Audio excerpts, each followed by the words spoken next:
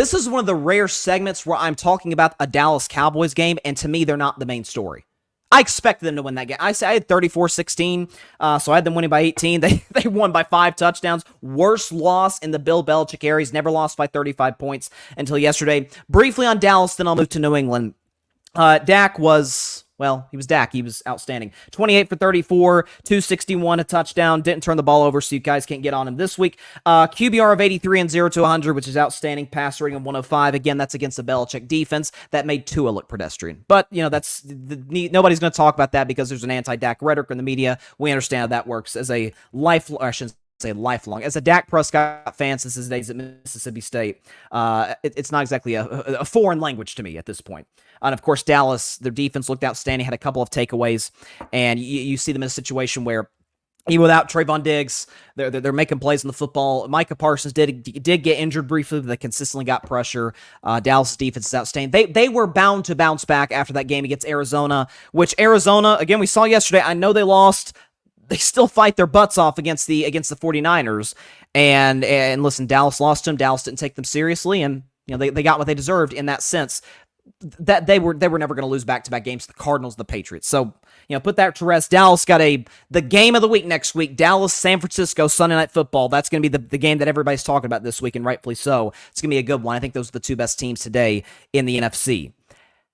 As for the New England Patriots, and this is what I really wanted to get into. So, we all like to, I'm going to do this tonight. We all like to go to restaurants. We all like to...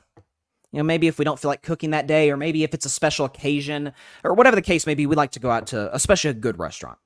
And it doesn't necessarily have to be, maybe you're just kind of out in town, there's long waits for all these places, and you're like, okay, there's that place we can always rely on. Whether the case, I don't know, maybe it's Applebee's or something like that, or Outback Steakhouse. They're pretty consistently good. Okay, they're not exactly going to be Wolfgang Puck, one of Wolfgang Puck's restaurants, or it's not like Gordon Ramsay's running the joint, but you get the point. It's a good, solid place. It tends to be good pretty consistently. It's not like a 5-star, but it's good. It's reliable. You can consistently rely on it to serve you well, to give you good food. We know how those type of restaurants go. One could have 2.5 years ago. One could have made that case, the restaurant case, so to speak, about Mac Jones. He played well at Alabama, looked excellent, had a great season. Alabama won the national championship. Mac was great the whole bit, had the Heisman Trophy winner, Devontae Smith. We understand how that goes. And then Mac was, and I said this, check the tape back in the time, insanely tabbed as a first-round pick, and even more mind-boggling, was projected, hey, could he go 3rd overall? That's, I don't know about that. But the point is, even a Mac Jones skeptic like myself could always, and I did even during the draft process, I said, you know what? Arm, not good. Mobility, awful. There's some maturity issues there. But I was always honest about his strengths coming out of Alabama. Listen, he's deadly accurate. He completed darn near 80% of his passes at Bama. Again, a lot of that is the guys he's throwing to, but props to him. He threw the ball on time and on target. We should give him credit for that. And also, man, the guy's like a coach out there. He's really smart. He makes good decisions. Even I could recognize that. I have Mac Jones in that draft pegged as like a late 2nd, early 3rd round pick. I think that's coming to I probably overrated him in a sense, but he certainly was not a first-round talent. Said that back in 2021. Yeah, now we can't even say that those are strengths of his. I don't know what more it's going to take for and it's a small group of people out there. But for the Mac Jones defenders to keep defending the indefensible. Or an apologist, so to speak. Because if you're a Mac Jones apologist, you have to apologize a lot. We knew his arm was awful. We saw that yesterday, and we've seen it all season long. Mobility, not there, never has been, never will be. But he's not accurate. He missed some wide-open guys yesterday. There was a couple breaks in the Dallas secondary, missed wide-open guys, missed freaking checkdowns for crying out loud to Ramondre Stevenson. And his decision-making was putrid. Had 3 turnovers, 2 of them resulting in Dallas touchdowns. The first of which he's rolling out to his left. Now, when a quarterback rolls out to his left outside the pocket, The offensive lineman cannot protect him. The pass rush is going to be like, okay, there's the quarterback over there. Let me go hunt him down. Let me go get him. Completely unaware of the pass rush, gets strip sacked. Leighton Vander Esch takes it in for a touchdown.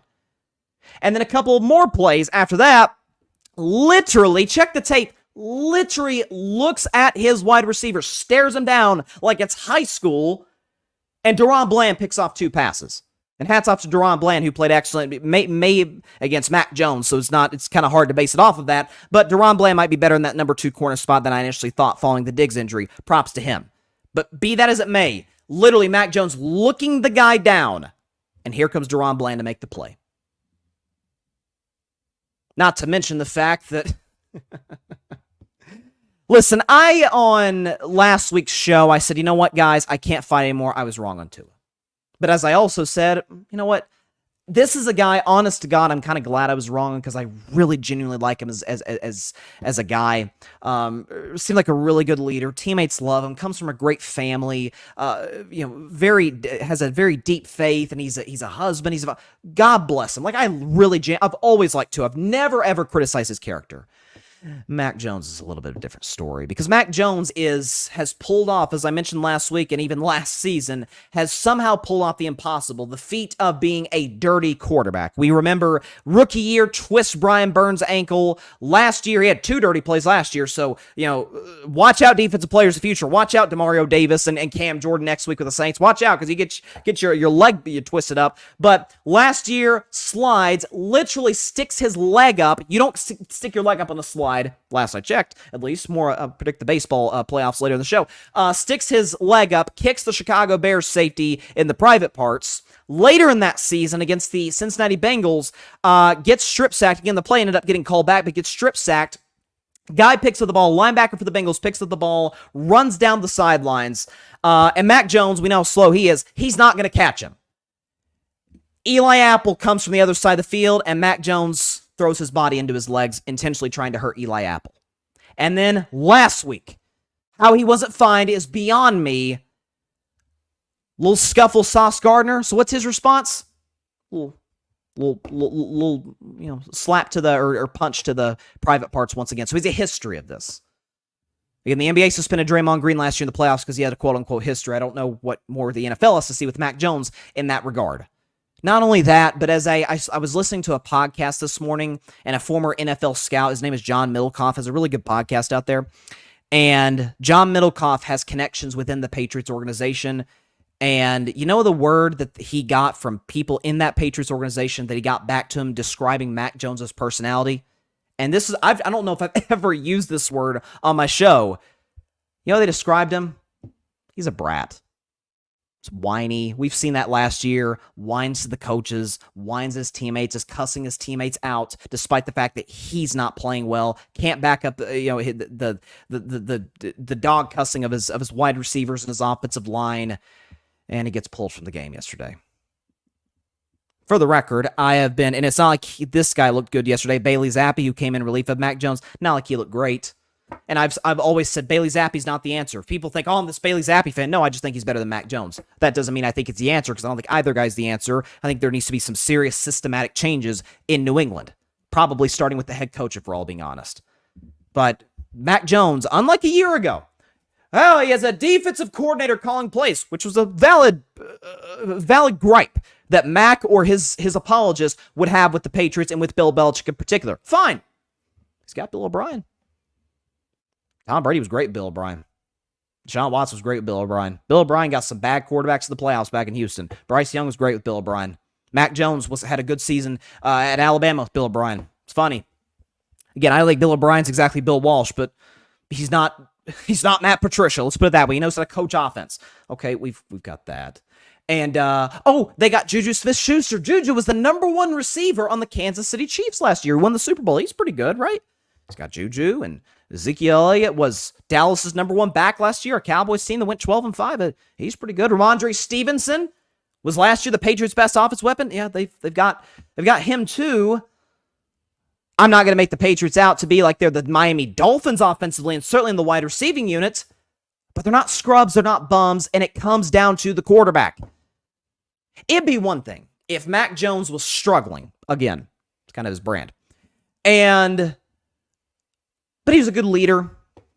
Came to practice every day, ready to go. Took accountability. No, that's not Mac Jones. It's not how he's wired. Matter of fact, I've read numerous reports saying that's how he was at Alabama. He whined to Nick Saban. He whined about his wide receivers. First evaluation of an NFL quarterback, especially one who's limited, which Mac clearly is.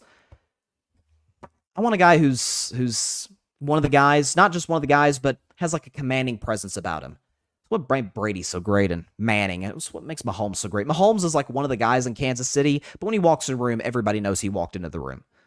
Dak Prescott in Dallas, same thing. Joe Burrow in Cincinnati. Joe Burrow's not playing right now. He's never, ever, ever lost respect in that Bengals locker room. Never. Trevor Lawrence, you know when Trevor Lawrence, you feel his presence. Mac Jones is like, oh, there's that guy. It's okay, Mac Jones apologists. I was right on this one. For the record, I was wrong on Tua. You know, you can't hit on all of them. But I was right on Mac Jones. I mean, I don't know what more we need to see from a talent perspective, from a production perspective, from a maturity perspective. He's an F-, if that's even a thing, in all three. It's time for the Patriots to move on, and it's time for us to finally acknowledge what I have said about Mac Jones since the day he walked into the NFL. He's a backup quarterback. Nothing more, nothing less. He's not terrible. He's not awful. He's a backup quarterback. Now, he's got to get the maturity straightened out before he can worry about getting on other teams as their backup. But that's what he is. He's a decent backup quarterback in the NFL. I can absolutely, positively name 32 starters that are better than Mac Jones. He's not good, not mature, not talented. That's who he is. Thanks so much for watching the show on YouTube, and be sure to go click that big red subscribe button and check out the other clips and full shows from Carving It Up Live, as well as our other incredible content creators here on the Grid Network.